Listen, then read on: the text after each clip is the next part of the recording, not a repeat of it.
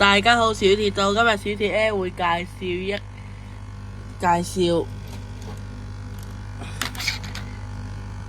B1 限定巴士模型。呢架 B1 巴士限定模型啦，係往落馬洲支線嘅牌 B1 線，跟住佢退役咗噶啦。我之前拍龍舟記嗰條片，同埋之前預告嘅片咧都。有一架機場巴士係呢架廣告式嘅2007，係啊，你2007車牌為 MV66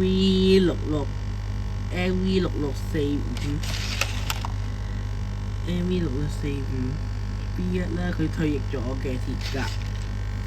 我屋企仲有好幾部鐵甲，不過唔係一型嘅。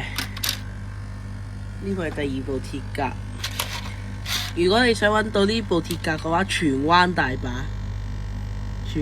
把俾你哋揾，因為荃灣呢啲巴士線經常都係行呢條噶啦。我冇講錯嘅話，係啊。呢部未退役嘅，我暫時算啦，睇下入面有咩細節講先。車尾冇咩分別，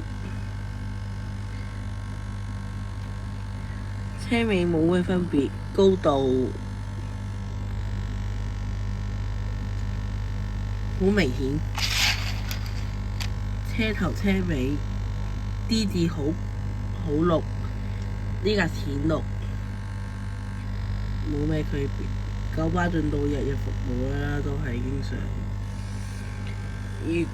之前咧喺屯門車廠咧影到一架退役咗嘅鐵甲喺度搞嗰個唔知咩嘢哎呀叫咩咧？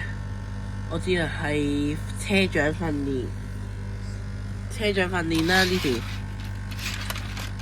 不過佢哋兩個咧都冇乜分別嘅，我想講一個係冇2007嘅，一個有2007嘅，跟住多咗個行李架啦，跟住呢度講咩話